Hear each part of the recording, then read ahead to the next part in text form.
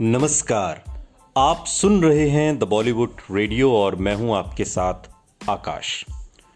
दोस्तों, ये किस्सा राजेश खन्ना का है और बात उन दिनों की है जब उनके सितारे गर्दिश में दिखाई देते थे और एक तरीके से बड़े बड़े डायरेक्टर प्रोड्यूसर राजेश खन्ना से किनारा करने लगे थे। यश चोपड़ा ने जब उस समय राजेश खन्ना को छोड़कर नए लड़के अमिताभ को अपनी फिल्मों का हीरो बना लिया तो ये बात राजेश खन्ना को पसंद नहीं आई। नमक हराम के बाद वो अमिताभ बच्चन को लेकर काफ़ी असुरक्षित हो गए थे। सागर सरहदी, जो कि मशहूर लेखक थे और थिएटर के दिनों से डायरेक्टर भी, एक फिल्म उन्होंने डायरेक्ट भी की थी और सिलसिला के लेखक भी थे, और राजेश खन्ना को शुरुआती दिनों से जानते थे, थिएटर के दिनों से। वो बताते हैं कि एक बार मैं कोई स्क्रिप्ट लिखने खंडाला गया, वहाँ मेरी मुलाकात राजेश खन्ना से हुई। मैंने उससे पूछा कि यार, तू ये चोपड़ा के साथ और कोई फिल्म क्यों नहीं कर रहा?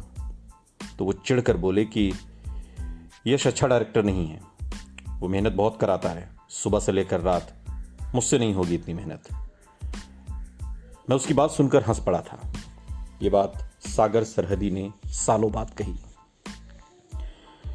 ये बात भी गौर करने लायक है कि उस दौर में जहां यश चोपड़ा जैसे कुछ निर्देशकों ने राजेश खन्ना के साथ दोबारा काम नहीं किया, वहीं जे ओम प्रकाश, ऋषिकेश मुखर्जी, शक्ति सामंत जैसे निर्देशक भी थे जिन्होंने राजेश खन्ना के साथ कई फिल्में बनाई। जब मैंने जे ओम प्रकाश से राजेश खन्ना के इस पहलू के बारे में पूछा तो उन्होंने जवाब दिया कि राजेश खन्ना के साथ काम करना मेरी जिंदगी का सबसे आसान और बेहतरीन अनुभव रहा। सब कुछ इस बात पर निर्भर करता है कि आप अपने कलाकारों को कैसे हैंडल करते हैं। कुछ लोग गलत वादे कर देते हैं और फिर परेशानी हो जाती है। मुझे राजेश खन्ना ने कभी परेशान नहीं किया, ना ही मुझे डेट्स के लिए कभी उनके बंगले में हाजिरी लगानी पड़ी। ये बातें जे ओम प्रकाश ने सागर सरहदी से कही थी। फिल्म इंडस्ट्री में कई सीनियर टेक्नीशियंस बताते हैं कि शक्ति सामंत ने राजेश खन्ना को अहम ब्रेक दिया और ऋषिकेश मुखर्जी की भी वो बहुत इज्जत करते थे। इसलिए इन सीनियर फिल्म मेकर्स के साथ वो सुपरस्टार वाले नखरे नहीं दिखाते थे और कंट्रोल में रहते थे, मगर अच्छे व्यवहार वाली खबरें कम ही छपती थी। इस बात पर रोशनी डालते हुए निर्माता निर्देशक जे ओम प्रकाश कहते हैं कि काका की लाइफ वैसे भी जो भी थी वो एक्सट्रोवर्ट नहीं था और वो इंट्रोवर्ट था। एक तरीके से वो हर एक से बातचीत भी ज़्यादा नहीं होती थी उनकी, और कई इंसानों में खूबियाँ कम होती हैं, कमज़ोरियाँ ज़्यादा होती हैं, तो रिएक्शन एक्शन से ही आदमी पहचाना जाता है। तो उसका जो रिएक्शन था या जनरल बिहेवियर था वो ज़्यादा लोगों की उम्मीदों पर खरा नहीं उतरा। सबको अच्छा नहीं लगा, ये बात मुझे भी पता है। ये बातें जे ओम प्रकाश ने कही। वो चाहते थे कि उनकी टीम के लोग सिर्फ उनके साथ ही काम करें, मगर फिल्म मेकिंग एक बिजनेस है और बिजनेस में अक्सर ऐसा मुमकिन नहीं होता। इसी वजह से उनके साथ काम करने वाले कई अच्छे लोग धीरे धीरे काका को छोड़ने लगे थे। अमिताभ बच्चन पर खेला गया यश चोपड़ा का दांव जैकपॉट साबित हुआ। साल 1975 में रिलीज हुई फिल्म दीवार ने हिंदी सिनेमा को बदल कर रख दिया। साथ ही अभिनेता के तौर पर अमिताभ बच्चन की शख्सियत को नई ऊंचाई दे दी। अमिताभ बच्चन की रफ्तार बढ़ चुकी थी। इसके बाद चुपके चुपके, मिली और ज़मीर जैसी उनकी कई फिल्में रिलीज हुई और उनके अभिनय के अलग अलग शेड्स इसमें दिखाई दिए।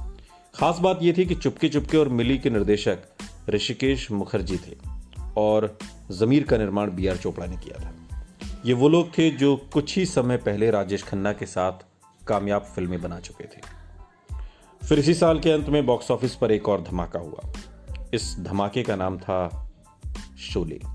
पहले दीवार और अब multi starrer action film Sholay ने हिंदी फिल्म इंडस्ट्री का ट्रेंड काफ़ी हद तक बदल कर रख दिया। रोमांटिक फिल्मों की जगह अब दर्शकों को एक्शन और मारधाड़ पसंद आने लगी।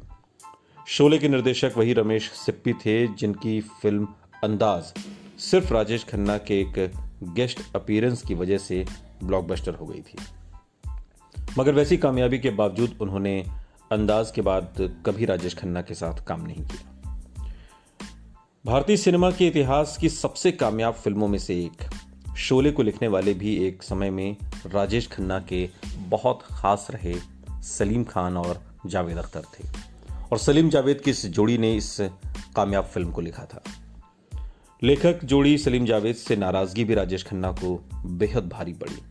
इसका अंदाज़ा उन्हें पहले नहीं हुआ, लेकिन आने वाले सालों में राजेश खन्ना को इसकी बड़ी कीमत चुकानी पड़ी।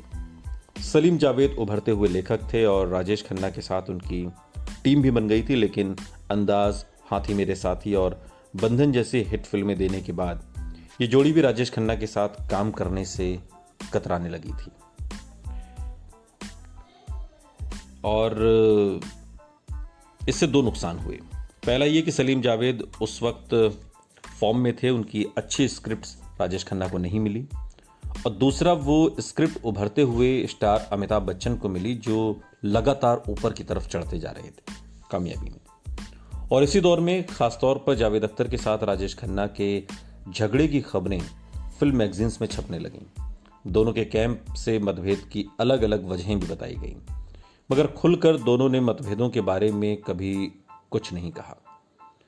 सलीम खान से जब इस मतभेद के बारे में मीडिया ने सवाल पूछा तो वो बताते हैं कि एक फिल्म थी भोला भाला, वो एक मराठी फिल्म पर आधारित थी, उसे वो हिंदी में करना चाहते थे, तो हमें स्क्रीन प्ले के लिए कहा। उसमें उन्होंने डबल रोल करना चाहा। क्रिएटिवली हम इस पर बिल्कुल सहमत नहीं थे। उन्होंने हाथी मेरे साथी के वक्त हमें सपोर्ट किया था, हालांकि वो हमें ब्रेक देने वालों में से नहीं थे। हमें तो सिप्पी फिल्म्स में पहले ही नौकरी मिल चुकी थी। इसके बाद वो वहाँ आए फिल्म अंदाज में, मगर वो ये समझते थे कि इसको, यानी कि सलीम जावेद को मैंने ब्रेक दिया है। राजेश खन्ना को अक्सर ये लगता था और इसको मैंने सपोर्ट किया है और ये मुझसे असहमत हो रहे हैं, और ये असहमति उनको बर्दाश्त नहीं होती थी। फिल्म जंजीर आई तो जब जंजीर आई तो अमिताभ बच्चन एक उभरते स्टार की तरह खड़ा हुआ, और फिर हमने उनके साथ दीवार, त्रिशूल की, तो नेचुरली राजेश खन्ना ने सोचा होगा कि ये लोग मेरे साथ थे तो इन्होंने अमिताभ के साथ फिल्में आखिर क्यों लिखी। ये बातें सलीम खान ने सालों बाद राजेश खन्ना को लेकर कही थी।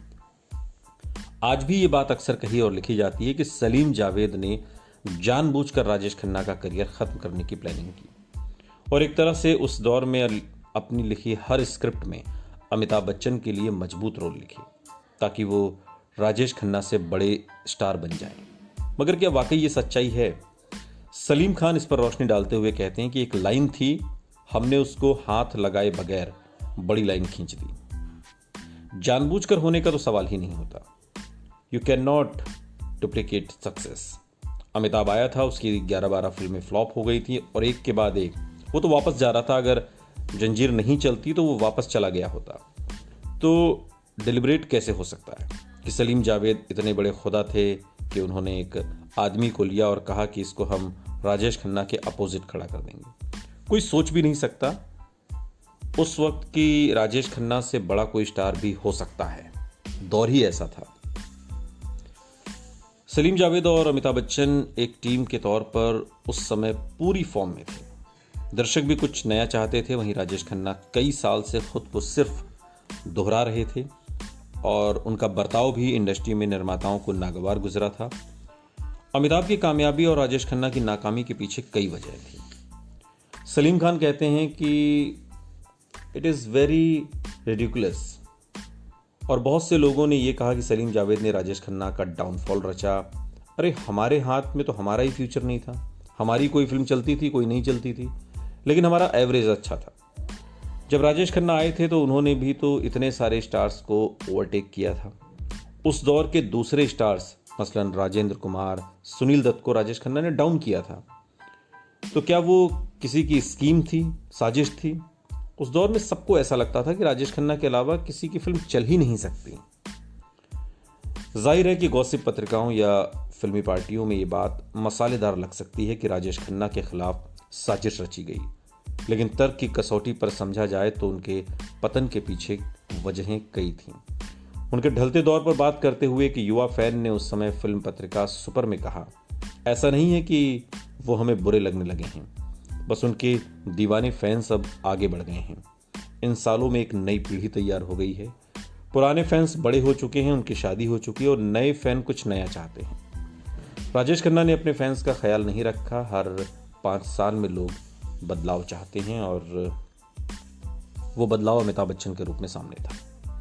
एक सीनियर फिल्म निर्देशक एक दिलचस्प किस्सा सुनाते हुए बताते हैं कि नमक हराम के बाद भी राजेश खन्ना अमिताभ से बड़ा स्टार था।